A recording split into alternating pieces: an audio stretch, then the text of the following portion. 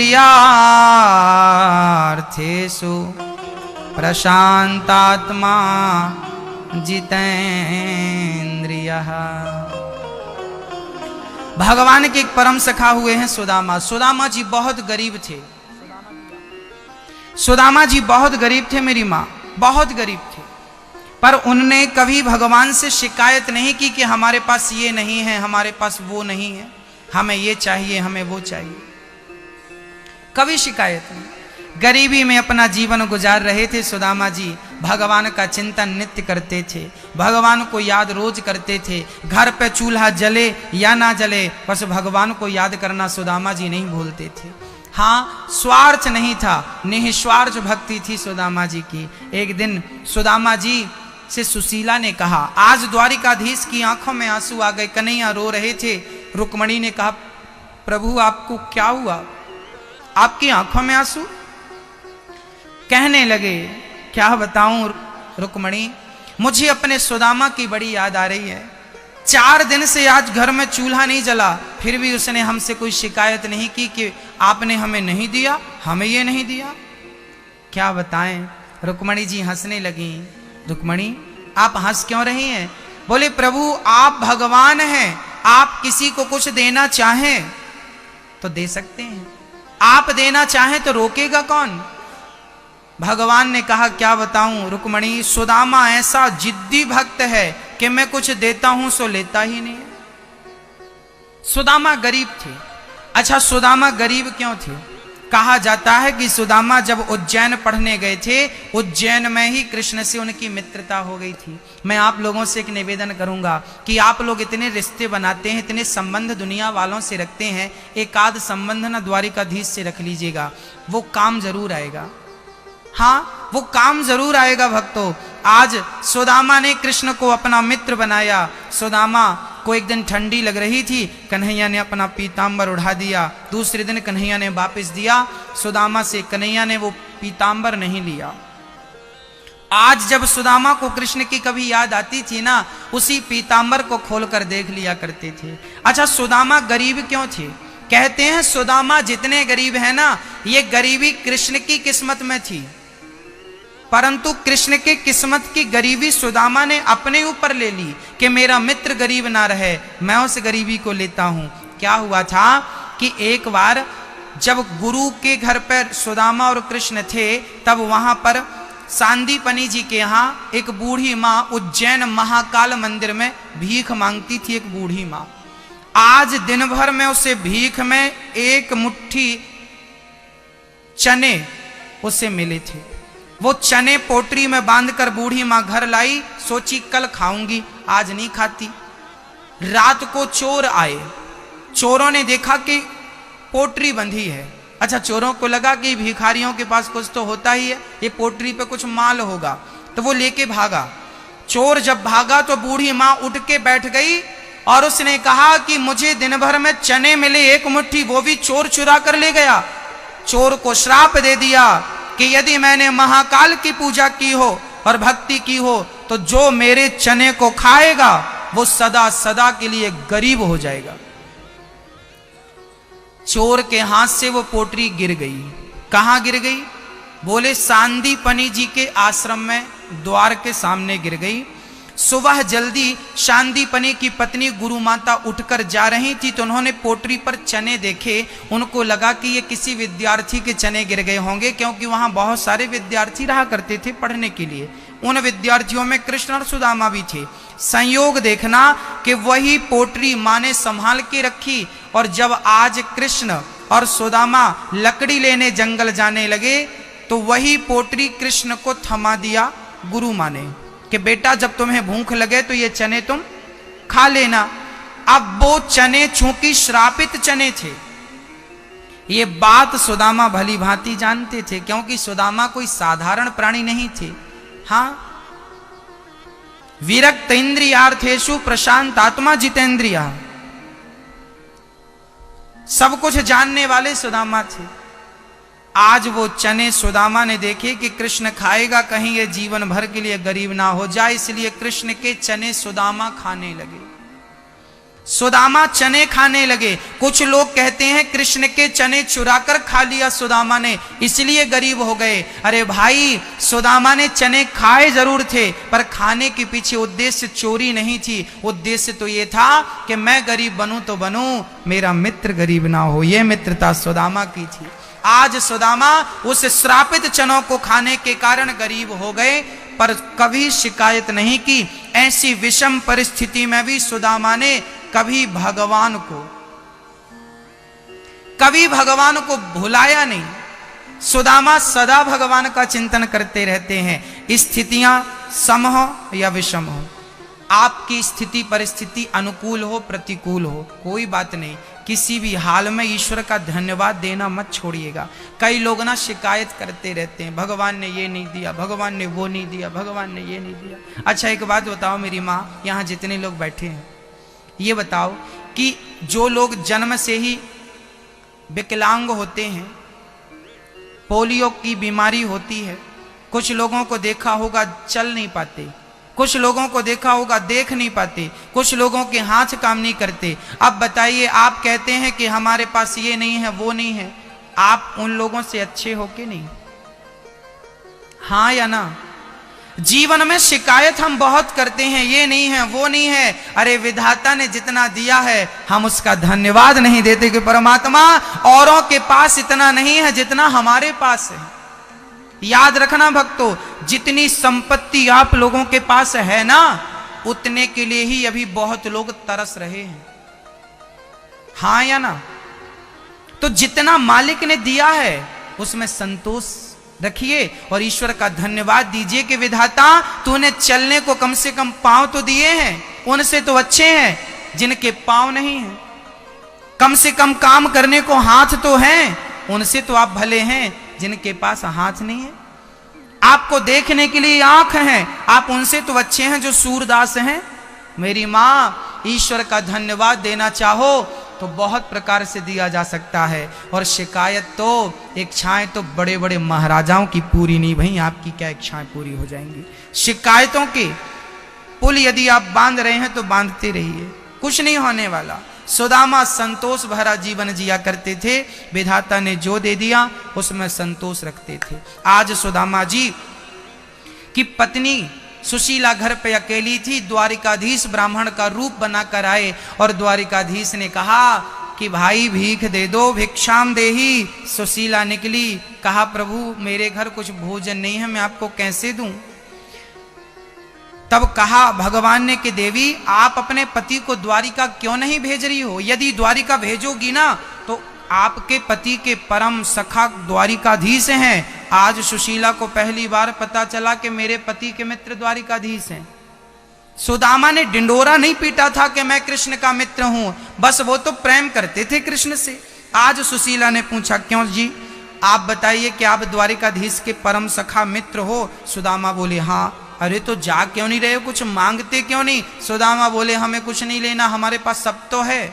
सुशीला बोली कोई बात नहीं, आप मांगिए मत, कम से कम दर्शन तो करे आइए। सुदामा जी बोले ये बात ठीक है। आज दर्शन का भाव लेकर सुदामा जी चल पड़े। जब चलते चलते अब चलें कैसे, 4 मुट्ठी चावल लाकर सुशीला ने दिया, पोटरी बाजुओं में दावी और सुदामा जी चल पड़े। चलते चलते चलते चलते एक पेड़ की छांव में बड़े थक गए थे ना, तो बैठ गए, नींद आ गई। और जब आंख खुली तो सुदामा ने अपने आप को द्वारिका में देखा। अरे ये कौन सी नगरी है भाई? लोगों ने बताया ये द्वारिका नगरी है। सुदामा को लगा हम कैसे पहुंच गए? चलना हमारा काम होता है भक्तों, मंजिल तक तो खुद द्वारिकाधीश पहुंचा देता है। बस चलना सीखिए, पहुंचाएगा वो खुद, आप उसकी चिंता बिल्कुल ना करिए। बस चलते रहिए चलते रहिए चलते रहिए। सुदामा चलते गए चलते गए। आज जैसे ही आगे बढ़े, लोगों ने पूछा भाई कहां से आए हो? बोले हम तो अपने नगर से आए हैं। कहां जा रहे हो? बोले कृष्ण से मिलने। बोले कृष्ण कौन है? बोले हमारे बचपन के मित्र हैं। जब सुदामा लोगों से कहते ना कि कृष्ण हमारे बचपन के मित्र हैं, लोग हंसी उड़ाते, वाह अच्छा नया नाटक है भीख मांगने का। मेरे बचपन का मित्र है, उसी से मिलने आया हूँ। जब सुदामा ने मेरे बचपन का मित्र में भाव रखा। जब द्वारपालों ने दर्शन नहीं कराया, सुदामा को लगा मुझे वापस जाना चाहिए। सुदामा वापस चले गए, परंतु उन्हें लगा इतनी दूर आए हैं तो क्यों ना मिलकर ही चलें। फिर वापस आ गए, फिर अनुनय विनय करने लगे द्वारपालों से, भैया एक बार मुझे कृष्ण से मिला दो। एक द्वारपाल को दया आई और द्वारपाल बोला ठीक है मैं जाता हूँ और कृष्ण को आपका संदेशा सुनाता हूँ। द्वारपाल चल पड़ा और द्वारपाल ने भगवान कृष्ण की ओर प्रस्थान करते हुए कृष्ण के पास जाकर भगवान श्री कृष्ण को प्रणाम करता हूं।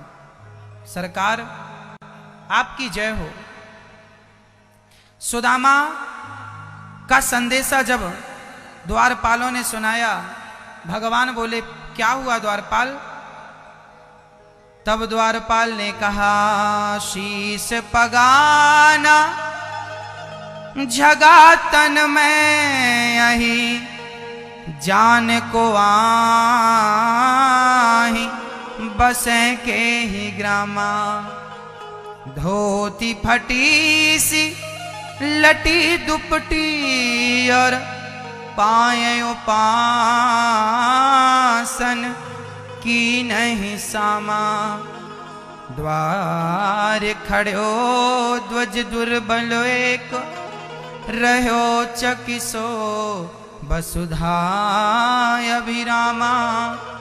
पूछत दीन दयाल को नाम बतावत आपन नाम सुदामा। जैसे ही सुदामा नाम सुना द्वारिकाधीश दौड़ पड़े। सुदामा सुदामा मित्र सुदामा। दौड़ करके द्वारिकाधीश ने सुदामा को अपने हृदय से लगा लिया। बोलिए द्वारिकाधीश भगवान की। भगवान ने सुदामा को हृदय से लगाया। मित्र बड़ी दिनों में आए हो, बहुत दिनों में आए हो, इतनी देर क्यों लगा दी तुमने आने में? सुदामा रोने लगे, कहने लगे द्वारिकाधीश देर मैंने नहीं, देर तूने लगा दी। कब से तेरे द्वार पर खड़ा हूं, कोई इतनी लेट आता है क्या? बस कन्हैया तेरा दर्शन हो गया, आज्ञा दो अब मुझे जाने दो। सुदामा जाने लगे। सुदामा जब जाने लगे, सुदामा का हाथ कन्हैया ने पकड़ लिया। मित्र मैं आपको कुछ देना चाहता हूं, आप कुछ लिए बिना कैसे जा सकते हैं? सुदामा ने कहा कि आपने मुझे सब कुछ दे दिया, बचा क्या? सुदामा से जब पूछा गया कि मैंने तुझे क्या दिया, तब कह दिया सुदामा ने द्वारिकाधीश पूरी दुनिया के सामने आपने अपने हृदय से मुझे लगाकर, गले से लगाकर जो मेरा मान सम्मान बढ़ाया है, वही मेरी सबसे बड़ी दौलत है, वही मेरी सबसे बड़ी दौलत है। हाँ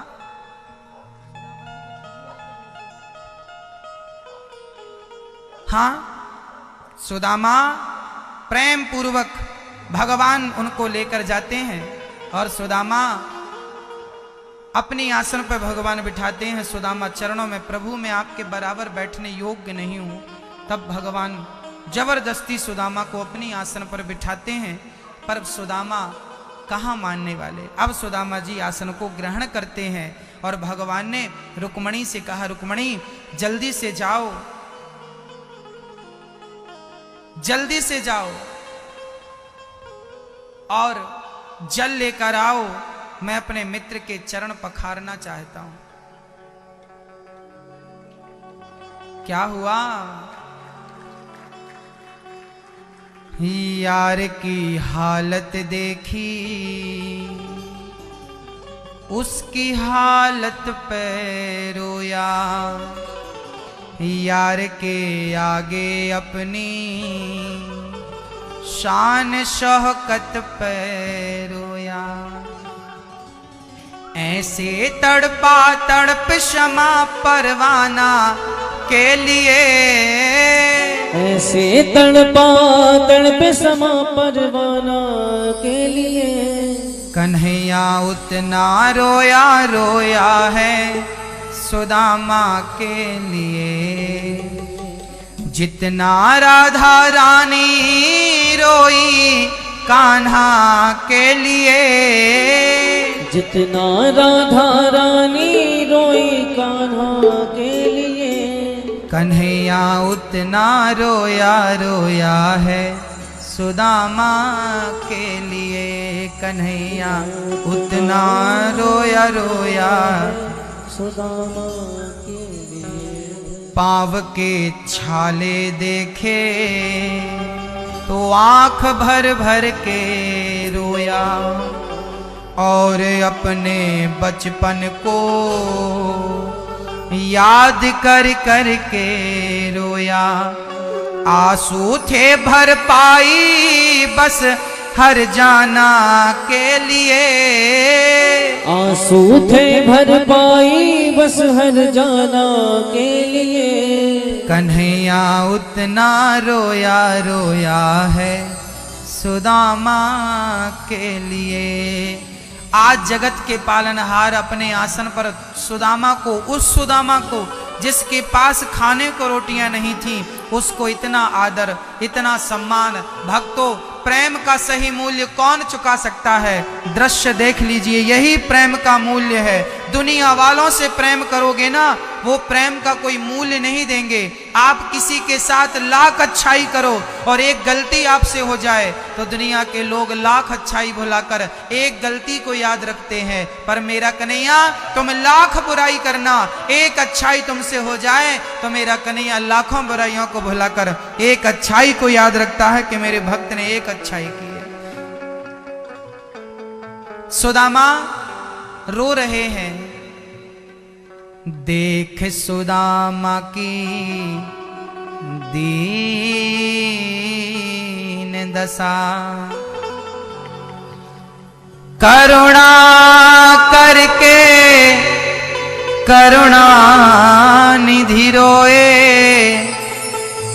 पानी परात को हाथ छुओ नहीं, नैनन के जल से पग धोए।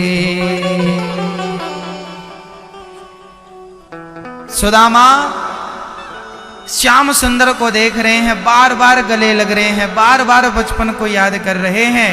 तभी कन्हैया ने कहा, मित्र मेरी भाभी ने क्या भेजा है? पोटरी छिपाने लगे, लाला कछु ना भेजो। छीन ली भगवान ने पोटरी, और भगवान ने छीन कर वो चावल से भरी पोटरी जब खोल कर देखी तो 4 मुट्ठी चावल 4 घर से मांगकर सुशीला ने कृष्ण के लिए चने चावल रखे हैं। जब भगवान ने पोटरी खोली, पहली मुट्ठी चावल देखा, गदगद हो गए। वाह मेरे मित्र, मेरे लिए इतना बढ़िया कुछ लेकर आए हो। पहली मुट्ठी चावल भगवान ने भर ली, और चावल भरकर प्रेम से भगवान ने पहली मुट्ठी चावल ग्रहण कर लिया। वाह मित्र, कितने स्वादिष्ट हैं। दूसरी मुट्ठी चावल भरी और दूसरी मुट्ठी चावल भगवान ने ग्रहण किया।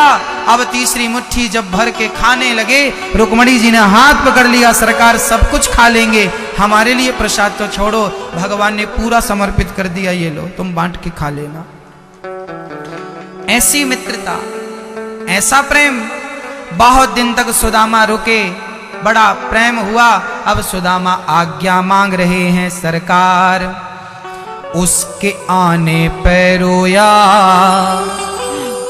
उसके जाने पे रोया, हो के गद गद चावल के दाने दाने पे रोया। बनवारी वो रोए उठा याराना के लिए, बनवारी वो रो उठा याराना के लिए। कन्हैया उतना रोया रोया है सुदामा के लिए, जितना राधा रानी रोई कान्हा के लिए, जितना राधा रानी रोई कान्हा के लिए, कन्हैया उतना रोया रोया है सुदामा के लिए। बोलिए भक्तवत्सल भगवान की। बहुत दिनों तक सुदामा जी रहे, भगवान ने बड़ा आदर सत्कार किया।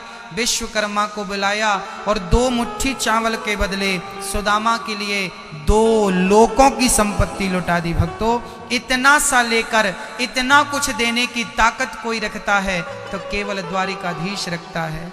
2 लोकों का मालिक बना दिया। सुदामा जी जब घर गए, उन्होंने बढ़िया ठाट बाट महल देखे। सुशीला से कहा, देवी इतना धन कहां से आया? सुशीला ने कहा, प्रभु भगवान ने दिया। हे प्रभु, तुझे देते नहीं देखा, पर झोलियां तो भरी देखी। बस भक्तों, सुदामा सारी उनकी स्थितियां परिस्थितियां प्रतिकूल से अनुकूल हो गई इनकी कृपा से। भक्तों, इतना सा लेकर इतना कुछ देने की शक्ति द्वारिकाधीश में है। इसलिए मैं आपसे निवेदन करता हूं कि दुनिया वालों से इतने रिश्ते हम बनाते हैं,